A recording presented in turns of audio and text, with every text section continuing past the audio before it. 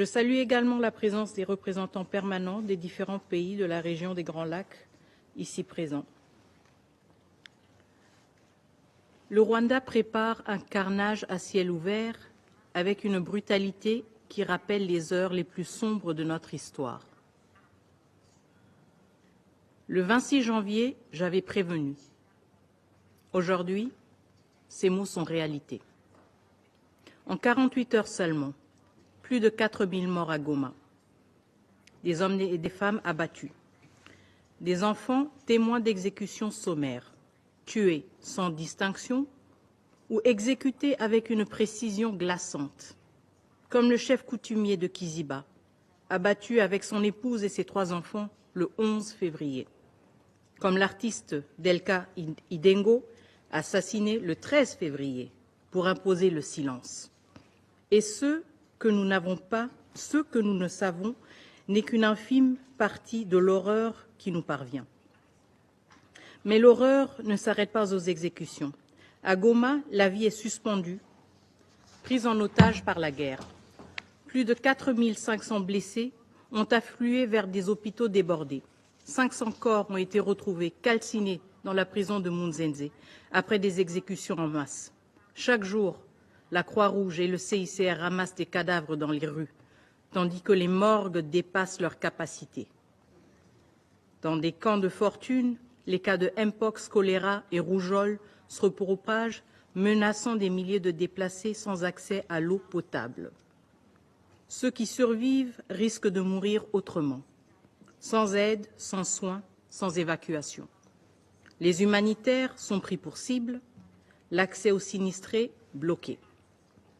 Voilà ce qui se passe quand un groupe terroriste prend le contrôle d'une ville et impose son administration criminelle sous le regard de ce Conseil. Ce Conseil qui observe, ce Conseil qui condamne, mais ce Conseil qui n'agit pas. Et maintenant, Bukavu. Même scénario. Pillage, hôpitaux détruits, routes coupées. Une guerre qui tue aussi par la faim et la privation des soins.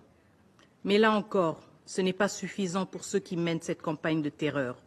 À la privation s'ajoute l'exécution. À l'effondrement humanitaire s'ajoute la barbarie. Hier, le 18 février, le Haut Commissariat aux droits de l'homme a rapporté que des exécutions d'enfants auraient été perpétrées par la coalition RDF-M23. Oui, des enfants, abattus comme des cibles. Que reste-t-il de l'humanité lorsque même les plus jeunes, les plus innocents sont exécutés?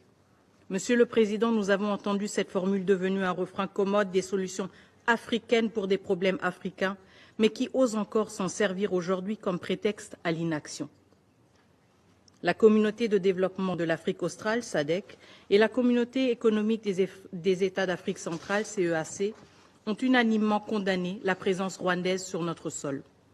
Ce fait n'est plus contesté. 2 sous-régions, la SADC et l'EAC, ont tenu des réunions conjointes pour adopter des mesures urgentes, y compris un cessez-le-feu. Quant à l'Union africaine, son Conseil de paix et de sécurité, réuni au niveau des chefs d'État le 14 février, a appelé au retrait immédiat de toutes les forces étrangères non invitées de la RDC. En d'autres termes, le Rwanda. Le Rwanda et le M23 ont répondu et continuent de répondre par la violence, par la terreur. Face à l'aggravation rapide de la situation, de nombreux acteurs ont réagi en faisant ce qu'ils savent faire de mieux. Documenter les violations des droits de l'homme, ouvrir la voie à des poursuites pénales, poser des actes forts, mais essentiellement réactifs. Nous saluons la récente décision du Conseil des droits de l'homme de l'ONU d'ouvrir une enquête sur les exactions dans l'Est de la RDC, ainsi que l'appel de la CPI à recueillir des éléments de preuve sur ces crimes pour traduire les responsables en justice. Nous appuyons également la résolution du Parlement européen demandant la suspension de l'accord sur les matières premières entre l'Union européenne et le Rwanda, signé en février 2024, alors que Kigali armait le M23. Mais ce Conseil, toujours inactif, est le seul capable d'empêcher de nouveaux massacres et l'expansion de l'occupation. Il lui revient d'adopter des mesures robustes qui non seulement arrête les violences perpétrées par les troupes rwandaises et leurs supplétifs du M23, mais aussi met un coup d'arrêt au soutien d'un État membre de l'ONU à un groupe terroriste cherchant à renverser un gouvernement légitime et démocratiquement élu. Ce conflit ne se limite pas aux violences militaires, au pillage de nos ressources ou au dépeuplement de nos territoires. C'est un projet politique porté par le Rwanda à travers le M23 et l'AFC visant à renverser notre régime par la force. Mais la République démocratique du Congo a fait le choix de la démocratie.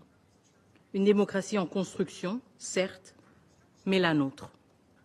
Nous avons choisi la liberté sous un régime civil et non la soumission aux armes. Nul ne peut nous arracher ce choix, surtout pas un régime qui, depuis 3 décennies, s'efface derrière un homme qui confond l'État avec son pouvoir personnel. Ce contraste est saisissant.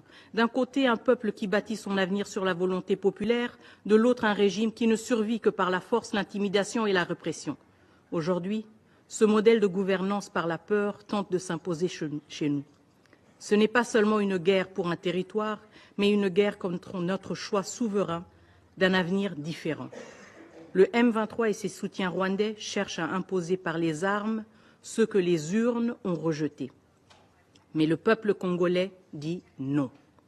Un peuple dont l'âge moyen est de moins de 25 ans, un peuple marqué par la guerre et les promesses ajournées, mais qui refuse la loi des armes. Il veut choisir ses dirigeants dans les urnes et non sous la menace des canons. Il refuse d'être la génération sacrifiée d'une violence imposée de l'extérieur. Monsieur le Président, ce Conseil doit intervenir.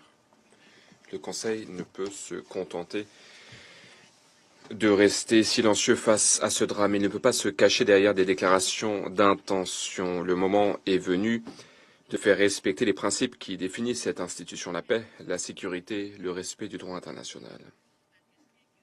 Le droit international est universel, il s'applique à tous. Même s'il faut aspirer à des solutions africaines, on ne peut pas rester les bras croisés lorsque des civils sont tués. Ce n'est pas la solution, et c'est en tout cas pas une solution africaine. Nous réitérons qu'il y a urgence à prendre des mesures. Nous exigeons une action immédiate. Le Conseil de sécurité doit tout d'abord exiger que le Rwanda cesse les hostilités. Il faut exiger le retrait des troupes rwandaises du territoire de l'RDC. Ces forces ont foulé aux pieds le droit international, entraînant dans leur sillage la mort, la dévastation. Elles ont violé notre souveraineté. Leur retrait n'est pas négociable.